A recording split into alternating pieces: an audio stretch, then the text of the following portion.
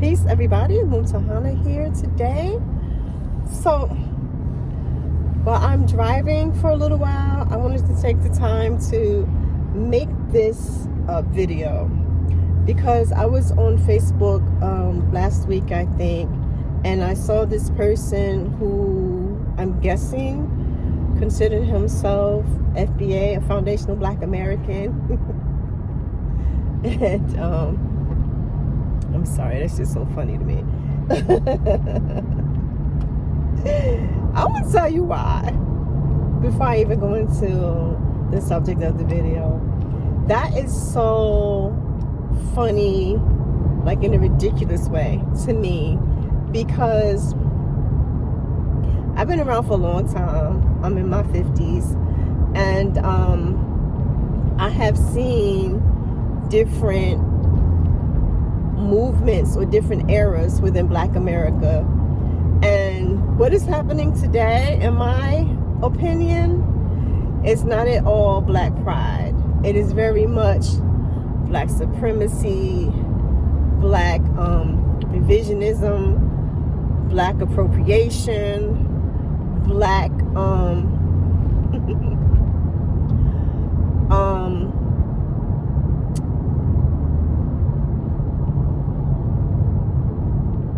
I'm trying to not say it in a way that will seem like I'm trying to diss.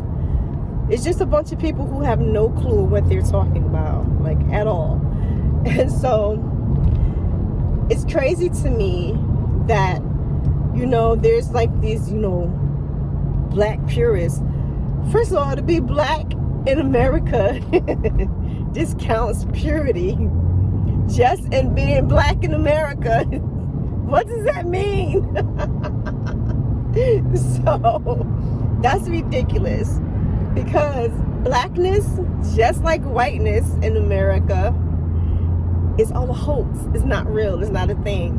And Blackness is like anybody that the government at the time, in any given era, that the government considers non-white, basically gets thrown in the Black vat. You know what I mean? Oh, throw them over there. I remember when the first American show I saw of Trevor Noah, African American, hit that stand-up, and he said that when he was over in Africa dealing with the whole, you know, white, colored, Black, and he met somebody from America who said, go over there, you could be Black over there. And he's like, really? He's like, yeah, everybody's Black over there. And it's true. That whole one drop rule and all that kind of stuff that Black Americans be loved, you know, that one drop rule when it's convenient. When it is convenient. And so it's just crazy to me, this whole idea that people are, Black American people are, I mean, we love Macedo, don't we? I mean, this is what we do. And so we are just doubling down on these white supremacist mind states and really trying to give it some legitimacy in the same way that white supremacists do. And so I just think it's ridiculous, and I think it's far more ridiculous when people like this guy that I saw his post on Facebook, and one of my friends is he was commenting on something one of my friends said, him saying that Black people of the diaspora don't get to claim any reparations. That to me is ridiculous. When Blacks come up with this foolishness, what does this person have to do with you and yours? Let's give reparations. Let's start there. But then, why are you sweating who gets what? This is what Black Americans are superb at doing, pulling down somebody else. God damn it! Don't let nobody think that you might have something, have a way to one-up one on them. God damn it, they going to burn you down and everybody else in the neighborhood, including themselves. They don't care because there is such a high level of low self-esteem, and you just don't want anybody else to make it. And if that means you can't make it too, so what? You probably weren't going to make it anyway. So in saying all that, this idea that black people of the diaspora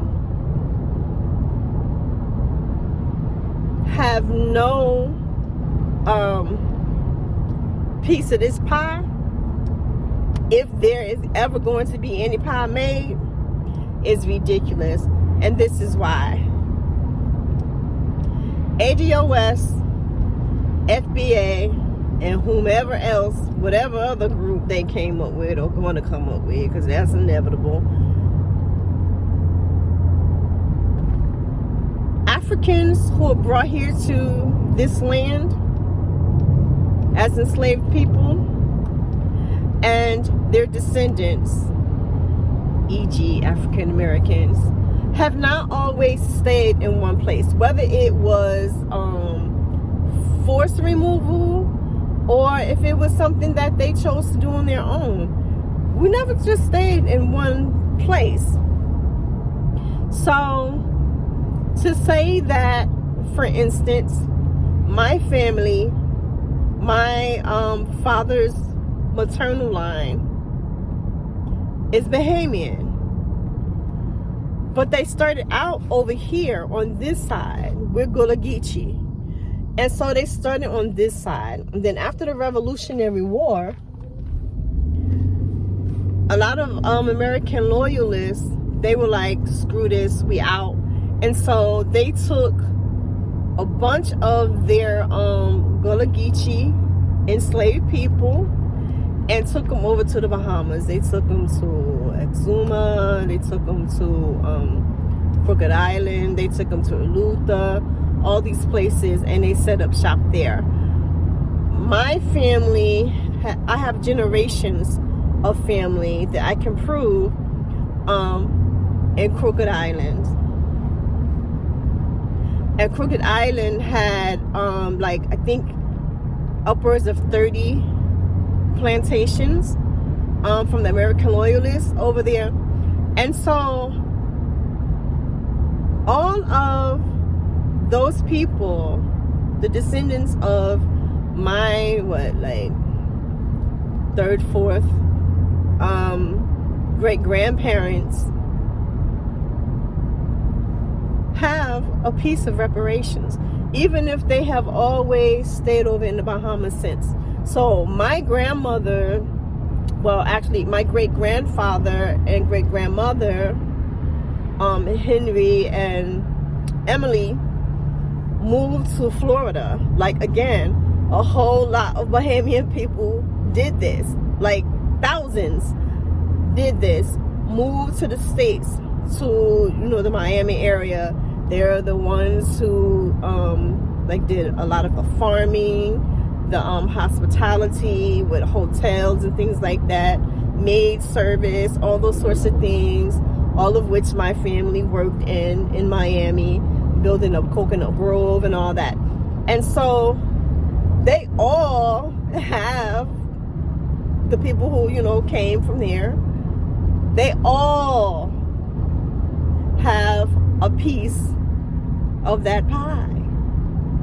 You have brown babies from when black soldiers who were just a generation removed from slavery, or maybe 2 generations removed from slavery, and who were sharecroppers and things, again, my family included, from my father's side, and also from my mother's side, my mother's father's side.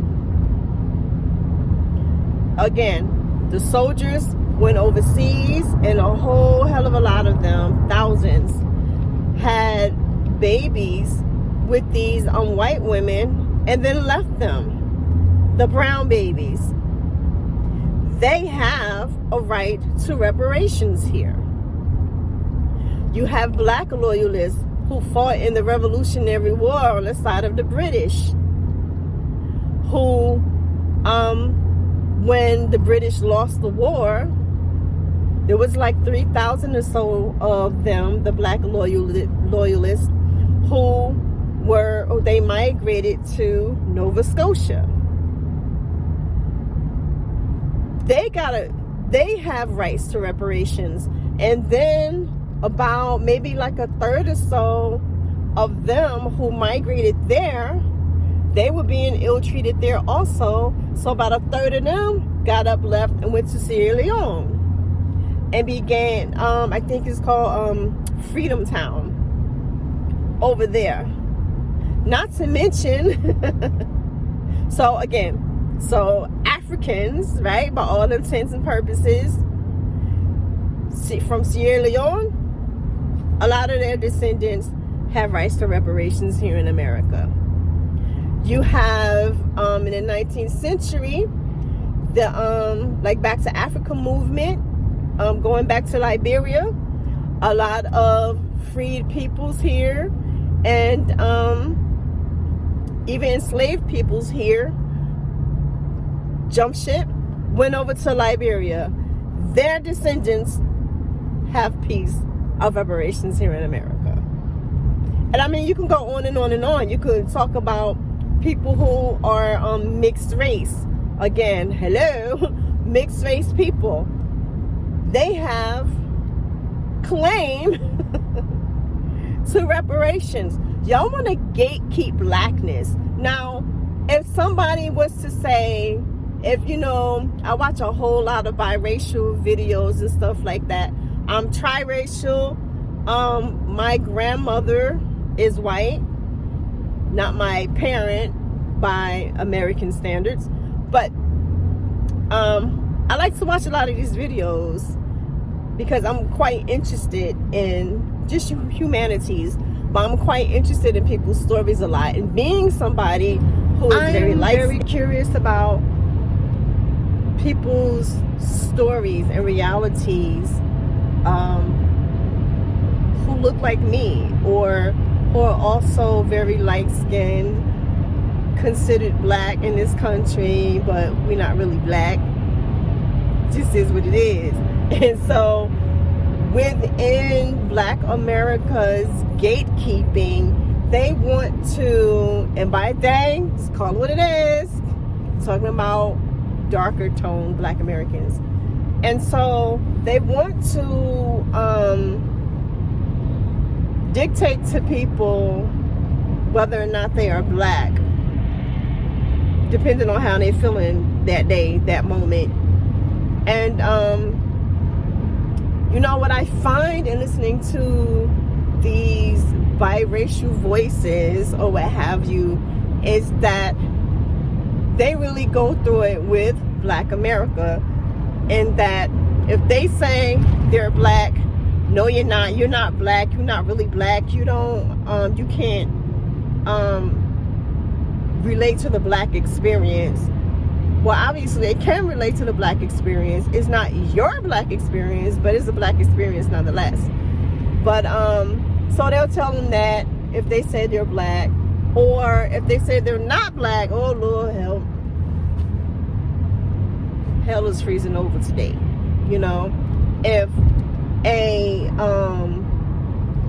light-skinned black person says that they're not black, so it's like you really can't win for losing, and then it's all based upon their own extremely limited understanding of race, ethnicity, history, all those sorts of things, genetics, ancestry, which are two different things, and so they try to tell you who is, who isn't, who is deserving a voice or a place at the table or any of that sort of thing, and who doesn't. And it's just simply not how it works. It's just not.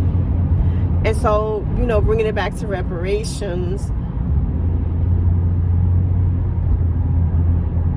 foundational Black Americans are not only in America.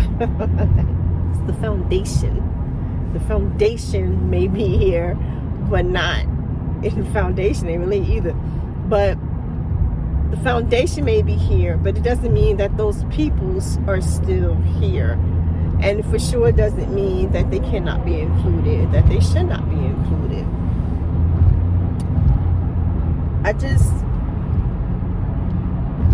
It's the craziest thing to me, yo. It's the craziest thing to me. But yep, that's my 2 cents on this whole issue. You, as dark-skinned people, and with the phenotypes that stereotypically folks think, like, you cannot look at a person and tell who they are with the naked eye. It's not because they're ambiguous, it's because you are not knowledgeable enough.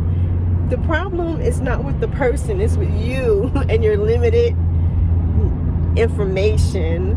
It's not even knowledge. Your limited information, your limited, like, how you never even went 3 miles out your neighborhood, but you know all this about diversity. Like, you don't. Child, don't get me started.